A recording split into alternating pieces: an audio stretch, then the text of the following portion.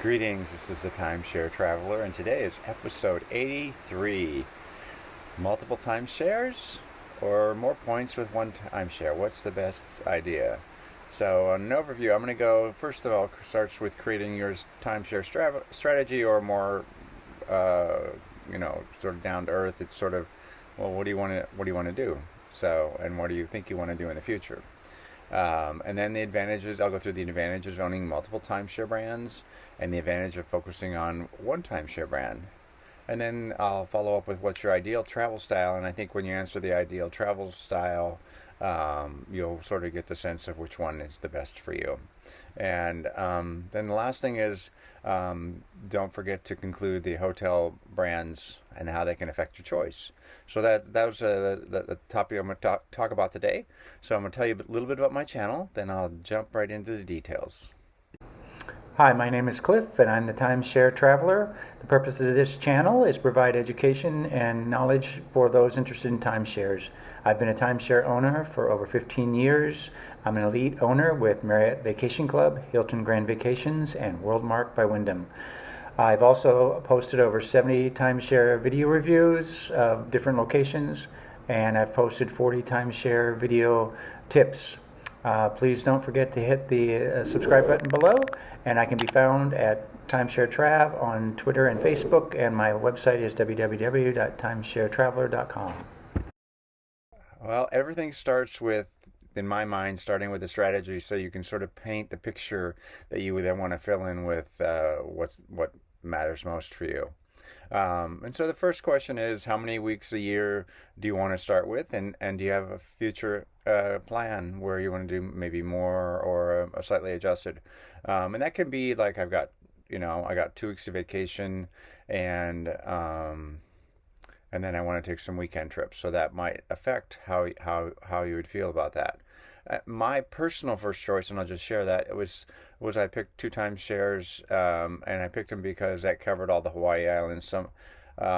My kids, and my family like to go to Hawaii when they were younger. They still like to go to Hawaii, but when they were younger, that worked. So I always could go to any island, and I didn't have to, every time, oh, I'm going to the same place.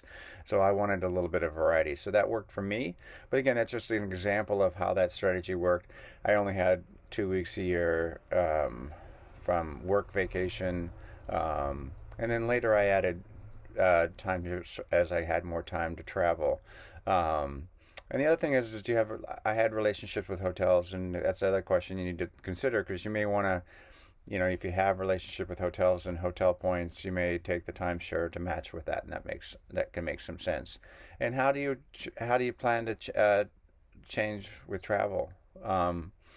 And in my case, I wanted to start doing some more things.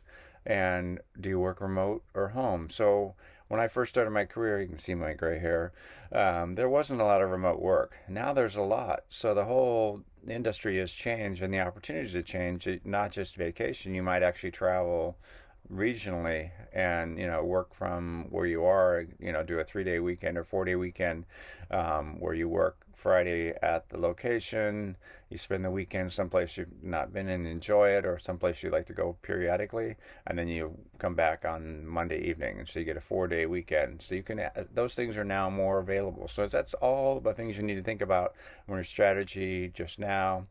Think about the timeshare companies, they seem to be consolidating, so maybe I'm going to get the best. So those are the things you just need to think about for your strategy. Okay, and now I'm going to talk about the advantages of owning multiple timeshare brands, which is the way I started out. And it was really, I wanted the extra locations. And again, it was a while ago, and there weren't as, the consolidation hadn't happened, so it might not be nearly as important. But to me, it was. I wanted variety. I wanted to take my kids different places, different times. The theme in my case was Hawaii, but different islands, and I wanted to enjoy different things. And again, that if you're thinking strategically, it provides you a long list of things to do well into the future, and so then you can sort of plan, spots you want to go to on a. There's there's going to be regular places, and then there's going to be I want to do one of the regular and one of the new every year. And if you have 2, even if you don't have that many points, you all of a sudden have a lot more locations. So that's pretty good, interesting opportunity. And again, um, when you look at the hotel opportunities, get the new credit card that earns the hotel stays. Because sometimes I use hotels, some of them have mini kitchens or even kitchens in them, so I use them kind of, I call it the timeshare light. So I look at timeshares and their associated hotels as a combo. I don't look at them separately per se, even though they are separate systems and so forth. And again, have used hotel credit cards to purchase my timeshares, and I end up with all kinds of points because the multipliers are really great. And I also use it to pay my maintenance fees, and usually within 3 years of my maintenance fee, in one situation, I have a free week available to me to stay in timeshares. So I earn timeshare stays by paying my maintenance. So there's advantages of owning multiples. You get a much broader, and it might be a good way to start out and learn differences from various things. And I was traveling for work, so it was a natural extension of what I was already doing. Oh, the advantages of focusing on one timeshare brand. Oh, if I could do it over again, I would have probably done maybe one timeshare brand and maybe kept the Hawaii, figured out something. Because things have changed, with remote work. You get higher status by focusing on one, and that is true. I knew that for airlines. Initially I focused on United. I've since switched to Southwest because I travel more domestically, and I like their bags fly free. So the other advantage of having benefits is like you get usually lower fees or sometimes zero fees, and sometimes there's house cleaning that you don't have to pay for that might be a charge. And each timeshare company has different ways they treat different things, and so you just need to figure those things out. Other thing is you only have to learn one system if you pick one, and I know that sounds maybe that doesn't sound too hard. So many people are tech savvy now, but sometimes it's just a matter of I want to get good at one and get really good at one and maximize my benefits. And that's the advantage of picking on one and focusing on it. And again, you can maximize hotel points and more night stays just because you only have one, and so all your purchases go on that credit card. Everything is focused toward that one, and you tend to get added benefits versus spreading your resources across. And again, you can stay in one location for longer. If you have multiple, usually you're going to say, I got 1 week here and I got 1 week there.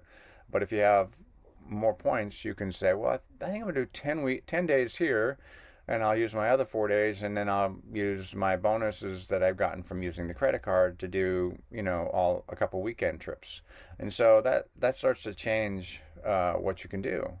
And I think if you're not a super point guy like I am, starting with one and getting good at it. So many people fail and struggle with timeshares because it's just not the experience they got in the sales, and often they don't learn what they need to learn to make the thing really work for them. And having just one sort of forces you to sort of just get really good at that one, and then you can decide later that if you want that it really worked for you, and you can expand. So what's your ideal travel style? That is kind of what led me down my path. Initially, I was flying mostly to Hawaii, so really a lot of airfare costs when it was a family of 4 or 5, and so I was spending a lot on airfare. So that money I had available for other things was less, so I was doing less travel. Over time, though, I've done driving trips a little more, and I wish I had done. I used to do a lot of camping with my kids, and now I think I would have rather, if I had to do it over again. And hindsight's always brilliant, but at least maybe for you guys, doing driving trips and maybe doing regional trips. Now that I have enough timeshares, I can do that locally. Regionally, and that would be more fun. Well, camping was fun, kind of like with kids running around, but you can do that in a timeshare too, and that would be better. And I could cook, and it would be a lot easier to cook than schlepping all the camping gear and everything that I had to do there. So that now I'm just giving you a sense of how my travel has changed over time and what I might have done differently had I had the opportunity.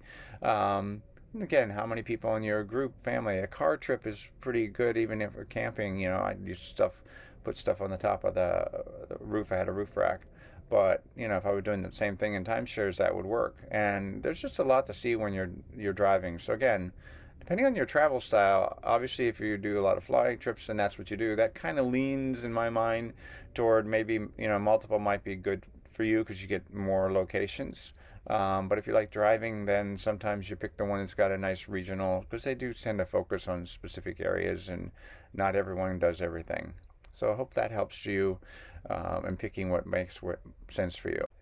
And the last topic I'm just going to touch on, and I've touched on it throughout, is the hotel brands that you can are tied to the timeshares. And I would say don't. I personally would not get a timeshare that didn't have the associated hotel chain, even though everything's separate, but they're related. So I've had status in the hotel chain just because I had the timeshare. I know this sounds goofy, but you know what it means? It means free breakfast. And traveling with kids and everybody gets free breakfast. That's a lot of money if you're doing that. And yes, you can go out and save a little money by eating elsewhere, but it's just so much more convenient to sort of stumble out of bed, roll down, have your coffee, and have the free breakfast that's right there. It's just so convenient. So that I know it may sound like a small perk, but to me, over the years, it's been a huge thing. Late checkout is so nice to have. So if you're at a weekend event and you just want to, you effectively don't have to have that extra night because you can get a late checkout sometimes till 2 p.m. and that's enough basically to get you in the road to drive back or whatever. And I've used the credit cards for free nights, and the purchases add up and more free nights. So it's just a perk that keeps giving. And the other thing is the hotel chains, sometimes when you call in to get a reservation or you do something, when you're not always doing it online, you'll get it transferred to get a marketing tour with timeshares. And basically I use those as short trips. And I know I have to set through a presentation, so if that's not your thing, then that makes timeshares harder. But I do that because it works for me, and I always like to learn things, and they're constantly changing, so I like keeping up to date. So that's a plus for me. But anyway, that's another reason to tie it to the hotels, is you get kind of a symbiotic relationship. I hope you enjoyed this little update, and please don't forget to subscribe.